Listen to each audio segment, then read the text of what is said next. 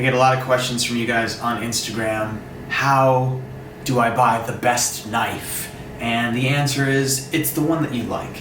But I think what people are inferring when they ask me how do I buy the best knife is, how do I find the knife that's sharpest? And the answer is, no amount of money is going to keep your knife sharp, and no brand is going to keep the knife sharp. What you need to do is maintain your knife. Just like you put oil in your car. If you have an electric car, you don't have to do that. But for the rest of us, you gotta put oil in the car, or what happens? The engine seizes up, right? No Rolls Royce or Ferrari goes without oil. Just because they cost more money doesn't mean they're gonna run. So maintenance is important. And a lot of people say, what's the best sharpener? But this isn't a sharpener. This is just a honer. All this does is keeps the edge that you already have. If you have a dull knife, this ain't doing jack. So you've got to have a whetstone, or even one of those pull-through ones. Those work pretty well. Come in tight on this whetstone. I want you to see it. So it's literally wet. I've had it soaking. You can see the nice sheen here. And this one has it's like sandpaper. It's rated. So it's 1,000 and 6,000. 1,000 is a nice grit. And it wears the blade down nicely and gets it nice and sharp. And from 1,000, you can go straight to a steel. I think it works fine. I stick this in a bread loaf pan, fill it with water, and you see little bubbles come up for like 10 minutes. And at that point, it's pretty soaked. When I'm done using it, I wrap it up in this rag. This is my Whetstone Rag. So what you're looking to do is, how's the temperature of that camera? Mm-hmm. So Whetstone, W-H-E-T, wet, not W-E-T. And what you're looking to do is you want to have an angle. If you can come in here, look. See this? It's not flat. It's not here. It's here. It's like 15 degrees. And there's many ways you can do this. Some culinary schools, they say to do it in parts. There's a piece of paper on here. And so you would do like the heel of the knife, and then you would do the middle of the knife, and then you do the end of the knife. And you can see color. This is both the stone and metal wearing down at the same time.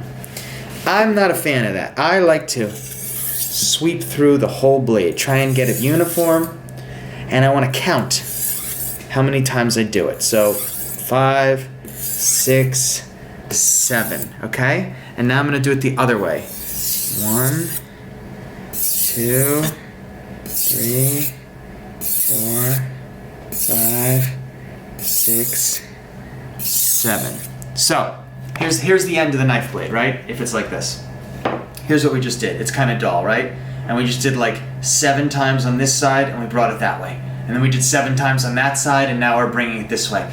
As you do it, you can actually, if you go like this with your nail, you can feel the metal curved over on one side.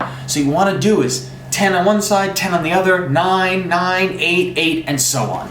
Okay, so I'm gonna do 6. 1, 2, 3, 4, 5, 6, and the other way. 1, 2, 3, 4, 5, 6, all the way down till I'm going 1, 2, 1, 2, 1, 2, something like that. Okay, and you can see that the whetstone this is a combination of metal and stone.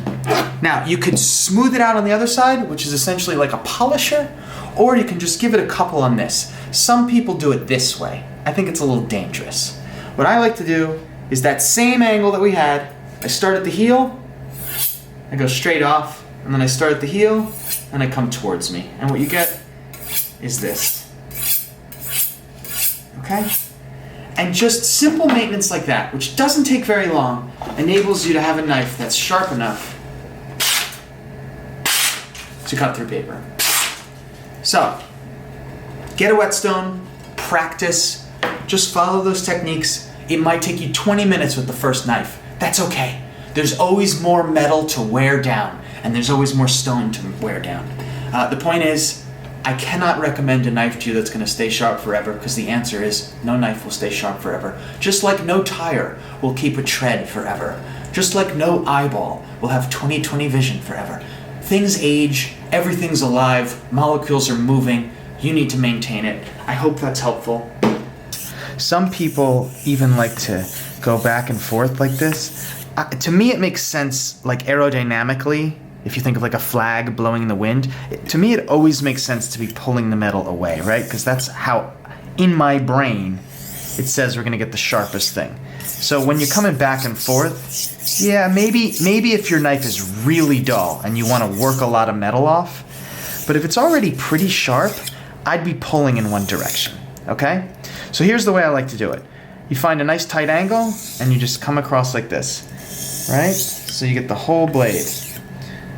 And then you can do the same thing the other way. See that? You can come with a curve if you'd like. The most important thing is that you keep this angle and it isn't changing as you go. But you do you.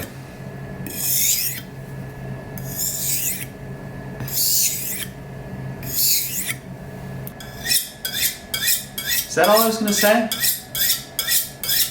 So you can do it this way.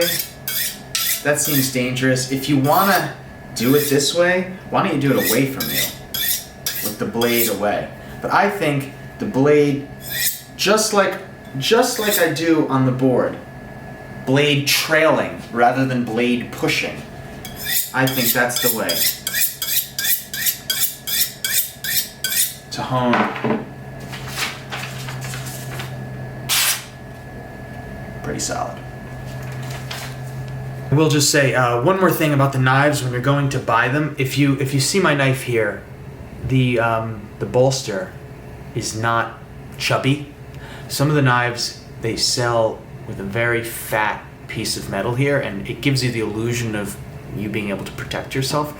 But the problem that it creates is when you go to start sharpening the knife, that bolster is in the way. So inevitably what happens is you get a blade that's bolster, and then it goes like that. And when you put the knife against the cutting board, there's always this little piece right in the sweet spot that doesn't touch. And as the knife gets older, it becomes about the width of a pinky. And get one like this, so you can really get that razor's edge all the way to the edge.